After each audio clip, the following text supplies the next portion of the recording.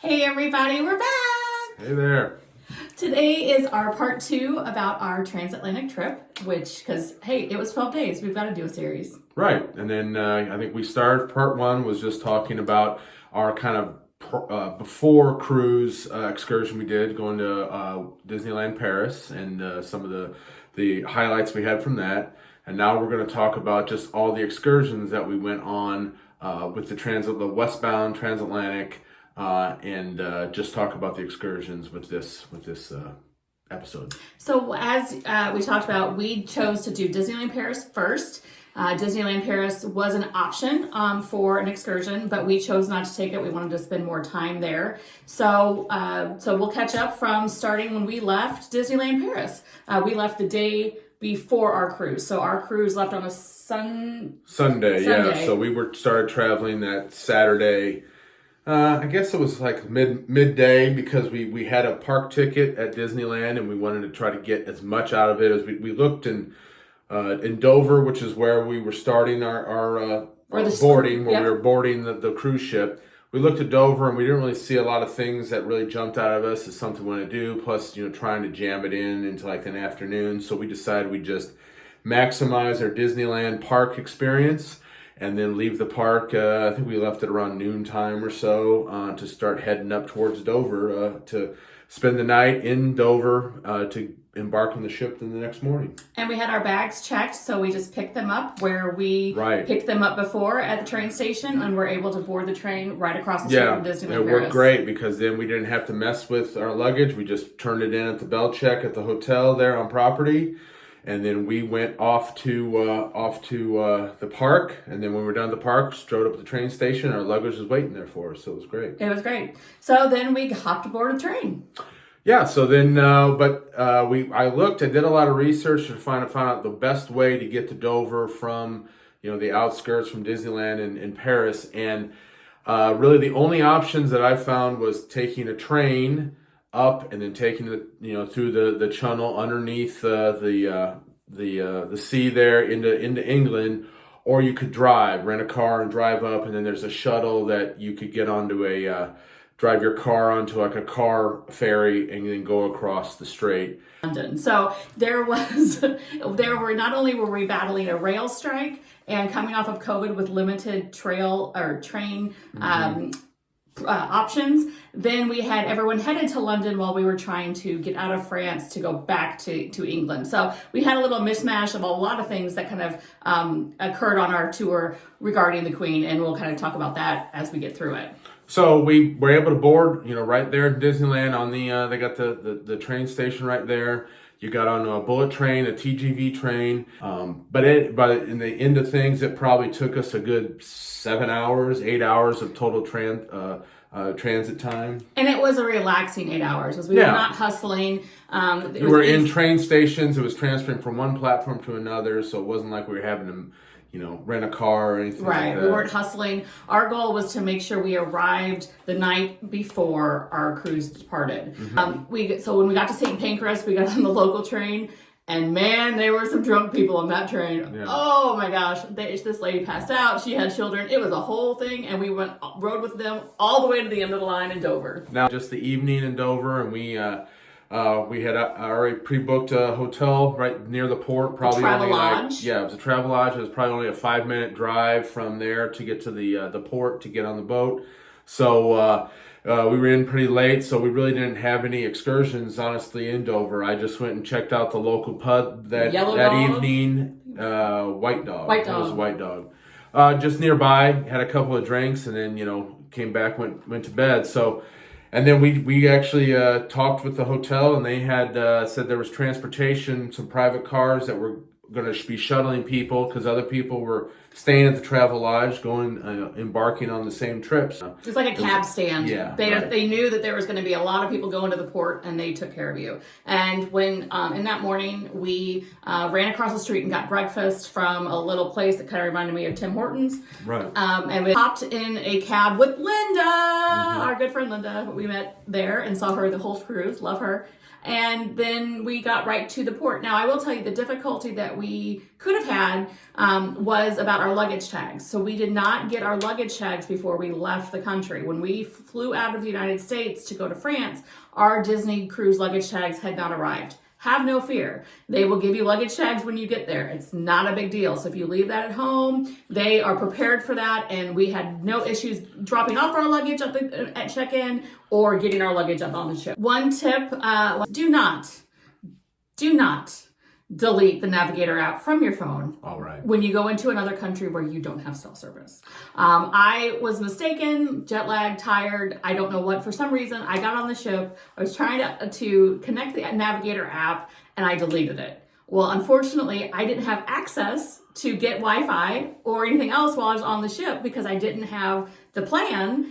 And I cried. It was a whole thing. It turned out to be much more dramatic than it needed to be because I was so tired. But make sure you get that app downloaded before you leave the house, just to have it so that you can take care of it when you get on board. Yeah, it takes you, but yeah, don't delete the app at all, and the people, the staff on the ships will do everything to help you out to get you linked up with their app and get on their Wi-Fi on the ship. So now we're going to discuss all the ports that we went to. Okay. We'll let you also know Brian's favorite one will be coming up, his most favorite.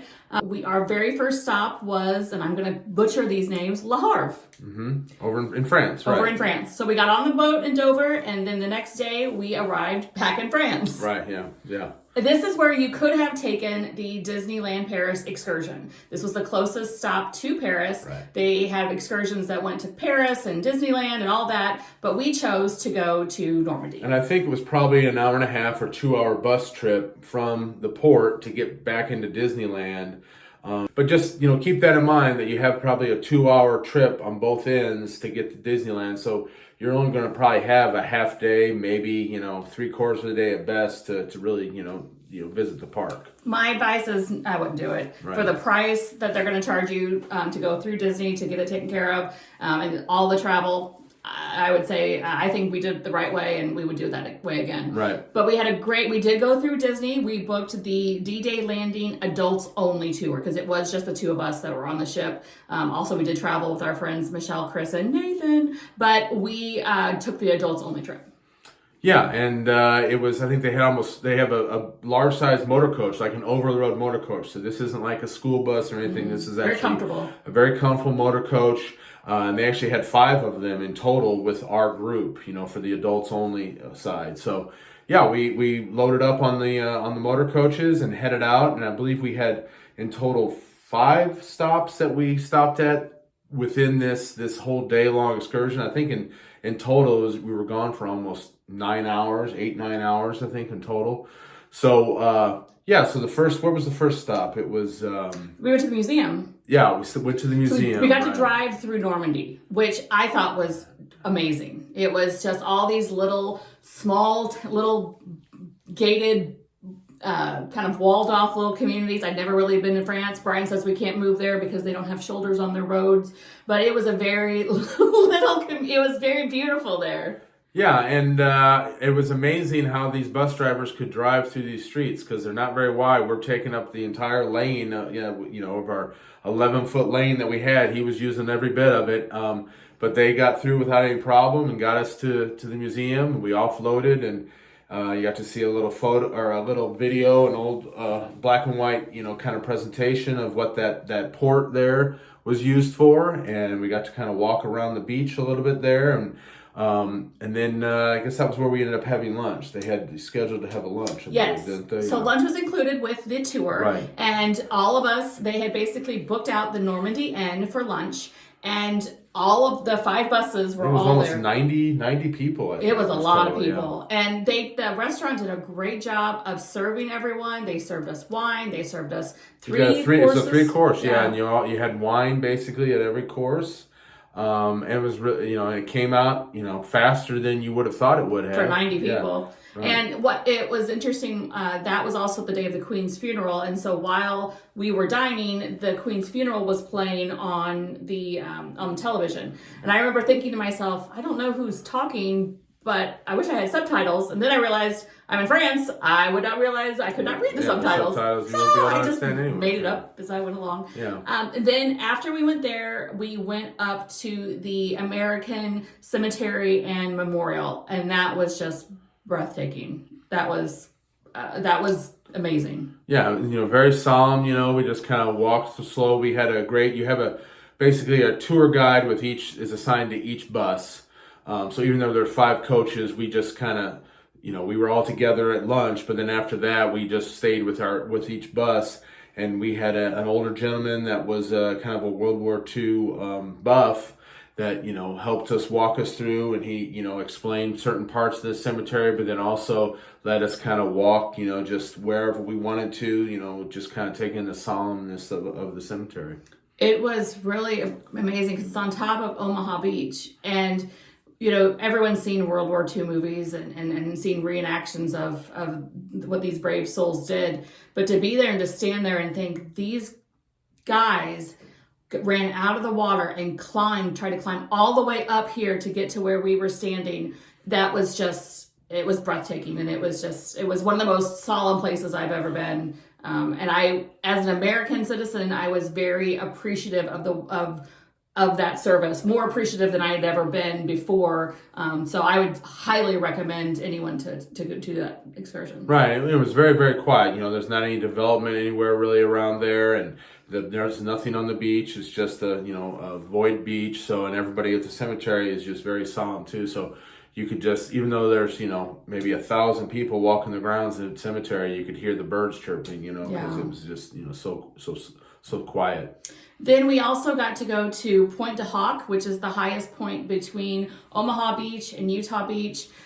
We also got to go down on the beaches and look around. And we took some pictures, and those are on our Instagram if you want to check those out. So that was, after that we got back in the bus and fell asleep and headed back to the ship. Yeah, back to the ship. And, we were gone, I think, like I said, 8 hours, I think, in total. But it wasn't an overly over amount of walking or anything like that. No. It was just kind of constant, but there were some long, like some 30-minute bus rides in between. Right, it was probably like 30-minute bus rides. It wasn't hefty by any stretch of the imagination. I, again, would recommend doing it through Disney because you want to make sure that you get back to the port in time for call. Yeah, I would definitely, because you'd be traveling away so far from the ship that if you had any issues with an outside company, you could run the risk of not being back in time for, the boat pushing away from the dock, and you basically miss out on most of your cruise. So the next stop was supposed to be Plymouth. We were supposed to go to Plymouth, which is, I guess, the furthest, southern western point of England, which is where the Pilgrims, took off from. But because since the Queen had passed, there was issues with getting enough fuel on the ship to make the Transatlantic, so they had to make, like the night before, they made the change and said that we were going to be going to Portland, England instead of Plymouth.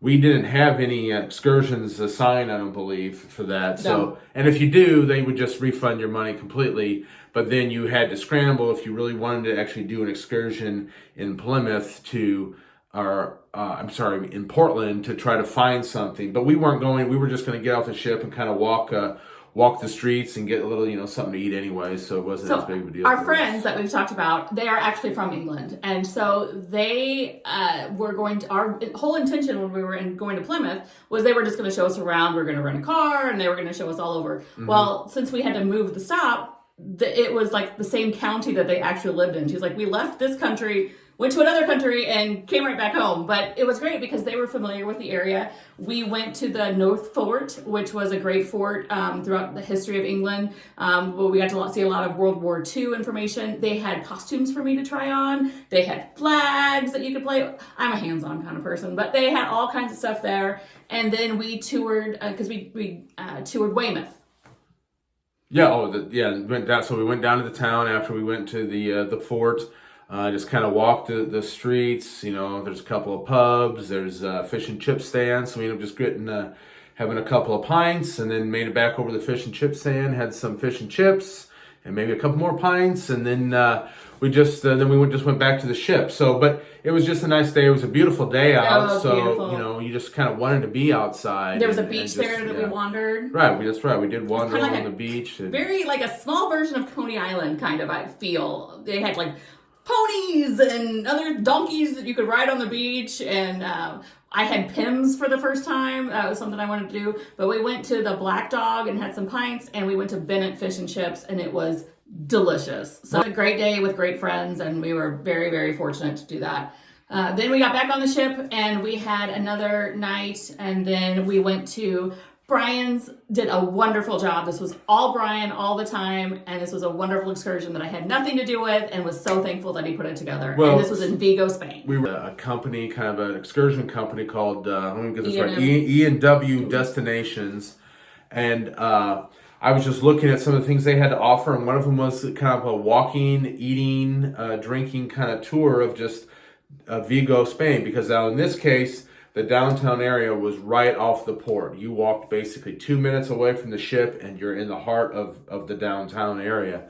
So I looked, and they had just like kind of like a 4-hour excursion with your own private tour guide that you just kind of walked around. And I got in contact with them, and I think originally the tours were set up for like 10 to 12 people. I contacted them, and the timing didn't work out with when we got in and had to be back at the ship, and just asked if they offered any private tours, and they said yes, most definitely.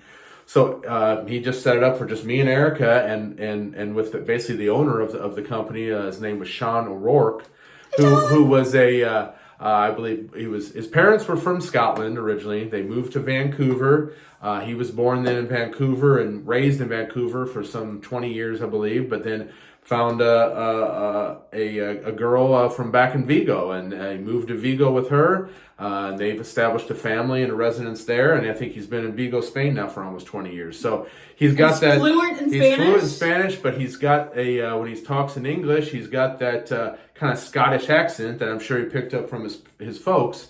And maybe a little Canadian twang too, but it was great because he knew the area. He had been doing this trip for 4 or 5 years, I think. And so he took us around the town, had all kinds of history to tell us. There wasn't really a time where he wasn't explaining something to us. But it wasn't too much. Like, no. It wasn't, you weren't bored with it because he's interested, and he's a very charismatic person. Right. And we got to understand a bit about the city, where its roots came from, where it is now. And what I liked is what he did was, it's the first stop that we took was the furthest away, and so then it was uphill. It's a hilly, it's an old school kind of port that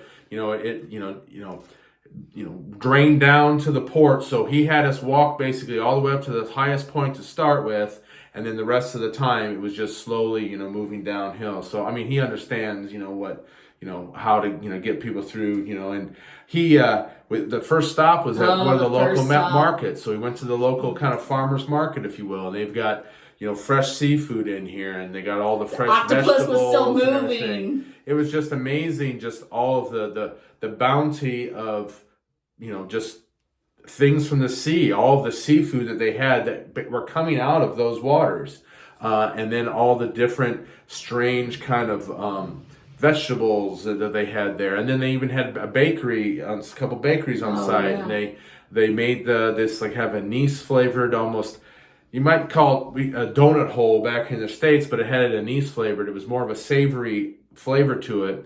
And he had us keep a couple. He bought us a kind of a bag full of them, and we tried them. But he has keep a couple beside because we were going to get some red wine later on in the day. And he said it's common practice in that part of the country to dip it into the red wine. Almost as like what we do in the States with coffee and donuts, but they're using red wine in these kind of anise flavored pastries. What I liked was when we went to the market, and it was this brand new kind of farmer's market, fisherman's market, was the interactions that he had with the people that worked there. One of the women said that he's the only tour guide that comes in with people. And so it was very nice to see that he appreciates the food and the hard work from the people that are there. And then he took us from there down to that wonderful wine and cheese shop. Yeah, it was just kind of a mom and pop run by a couple, probably, it probably was the size of our bathroom, basically, yeah. The shop. But they had all like local olive oils, local wines, local cheeses, sardines, stuff that just, like kind of like just local proprietors of items. So we sat there and I think we ended up having 2 bottles of wine between the 3 of us, and they had a crab pate that we were able to have. We had like 3 of the local cheeses to try with it. The way that this one company did these cheeses is they named the cheese after the cow that gave you the cheese. And so me and Marceline were like right there. She was delicious, and Brian did not care for her. No, it was. I like gorgonzola, but this was beyond that. It was really stinky. But they taught us how to drink wine in the traditional Spanish method. Yeah. So they traditionally, back in the day, they didn't have glassware and stuff. So they actually had ceramic pottery, just almost a small little ceramic, sipping cup, if you will. No, it has no handles or anything on it. So you basically pick it up with your thumb kind of inside of the ceramic cup, and then you drink it from there. So that's how it was served to us, and that's how we drank it, just in the traditional manner. So it was pretty neat. Looking back, I wish I would have bought a set of that. But from after because they did sell that there. After that, we did go down and had paella. Yes. So authentic paella. So we basically stopped at 3 places, and he had it set up with the proprietors. He purchased the items. It was included in the. I believe it was $200 a person, or €200 a person for the excursion, and it included all the tastings that we had. So yeah, we went and had paella, and he had moved a couple different places because this one place wasn't quite as good as it once was. So he found another local proprietor that made the paella, made it fresh. He actually used the saffron, in it, and not just yellow food coloring. So yeah, he had it set up, tells the chef the day before, when they're going to be there and how many folks, so that it's been made, because it takes, probably an hour to prepare. And we showed up, and it was ready for us. And then again, 2 more bottles of wine, had the paella, and we all 3 just sat there and ate. And it was great because we were also able to just kind of talk about Sean, hear about his history, and kind of how he got to where he is today, and just the company that he was trying. We'll include a link in this podcast of his company, because he's transitioning more. He was a travel agent, but he's kind of transitioning more into these foodie type experiences, where he was visiting the wine country there in Spain and Barcelona. And then there's actually here in Vigo, there's a couple of islands just off the coast that he can design, day trips with sailboat and all the food, because you take everything with you when you go over to these islands, and he'll bring everything with him, and you basically cook on the beach and have the whole day on the beach and food and wine, and then bring you back. So it sounded, I'm ready to go back to Vigo just to hook up with Sean again and try another one of his itineraries. The last place we went to, he taught us that most restaurants, the bars, they have a coffee liqueur, their own specialty. They all make their own coffee liqueur. And so we went and had the special, and I can't remember what saint it's named after. There's a special cake, and almond cake. It's a special almond cake, and they have a powdered sugar cross on it. And so we ate that with the coffee liqueur, and just sat there and overlooked the bay, and it was. And that was our last excursion, so it was right back down to basically at port level again, and we sat outside and all these. The 3 spots were just an outdoor, patio basically, because again, it was another beautiful day, and we just ate outside. So that it was great. And then, he walks us right back to the port, to the ship, and, you're back there. So it's great. It's because that was not through Disney. I found that separately, but because the town was so close to the ship, we could see the ship basically at any point. So if there was ever an issue, you could walk back to the ship and be there within 15 or 20 minutes if need be. So we would absolutely do that again. Mm-hmm. And we recommend him to everyone because he was just absolutely amazing. Mm-hmm. Our last excursion, our last day at sea, our last port stop was in Bermuda. And this was after, I believe, 6 days? 5 or 6 days? Vigo, and then we went on. Then you had 5 days, I believe, at sea. and then we hit Bermuda, and then we only had one day before we went to New York. So we hit Bermuda in the morning, and well, why don't you tell us what we did? So what we did was we made it our beach day. You know, you're on a cruise, you tend to want to go on a beach somewhere. This cruise did not go to Castaway Cay, so all we did was we went to Horseshoe Bay, or Horseshoe Bay Beach, I think is what it's called. And we did it through Disney, but you don't have to. You just hop on a bus. You can also just take a cab there. When you get there, you get in line. They can take cash. That's what to get your beach chairs. If you want to have a beach chair, an umbrella. Yeah. Redhead, I'm going to get an umbrella. Yeah. But then we just kind of sat there, and we brought our own beer. We brought it from the boat. Yeah, you can get a cooler bag right off the boat. You can purchase it for like $20 or something from Disney. You can have it filled with aluminum bottles of your beer of choice. You can get aluminum water bottles as well. They'll fill it with ice for you, and it works just great because then you don't have to. You're not. Even though you might be able to find it cheaper on the beach, you've got to find somebody that's selling it, and then you've got to have the cash on you. And we just like the idea of being able to bring it with us, and then you can pack some other things in it too. Like if you want to bring some sandwiches or something, you could do that. If you had sandwiches made up the day before from one of the cruise ships. But my pro tip would be to try to take the earliest excursion you can to go. If you're going to do that, go to the beach there in Bermuda, because when we arrived, we had to stand in line for almost a half hour to be able to pay to get our umbrellas and our chairs because there's just so many people already there. It was not we were on Bermuda time. So if you were to show up first thing before the rest of the crowd start coming in, I think you would be able to get your beach set up and be able to be there a little bit longer, because we lost, like I said, probably a good half hour, 45 minutes of our beach time because we were trying to get a chair and umbrella set up. They do have a bathhouse there where you can, so we were able to change out of our beach wear and take a quick shower before we reboarded the bus and then went back. Now, the cruise that we're going to go on this fall is going to have an overnight in Bermuda. So we are debating, we're going to take the kids. So we may go back to the beach, but there's also a lot of great activities just right there at the port. Well, I don't think we do that. Yeah, no. Right on the port. So if you don't want to have to ride, because it was about an hour long, maybe a 45-minute long bus ride to get to the what was the name of the beach again? Horseshoe Bay Beach. It was nice because you got to kind of get a lay of the island and kind of see some of the local stuff, but you also are wasting time in the bus. He's so efficient. There's plenty of stuff to do right off of the ship there in Bermuda. You can actually walk in from.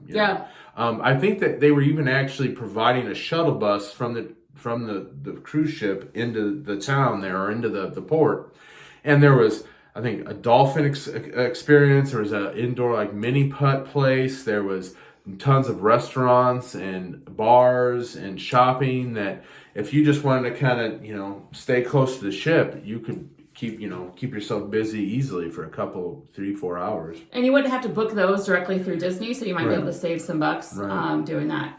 So that is the excursions that we took on our 12-night Transatlantic. We have one more podcast that we're going to be doing in the series upcoming that will talk about how do you spend 12 nights on a ship and not go crazy and stay married. So we look forward to that. But yes, all of the show notes are going to include links to Sean's group and some of the bars that we went to in Weymouth and just some other things about the trip so that we can educate you so that you guys can have a great trip too. All right. Good to see you. you. Thanks. Bye-bye. Bye.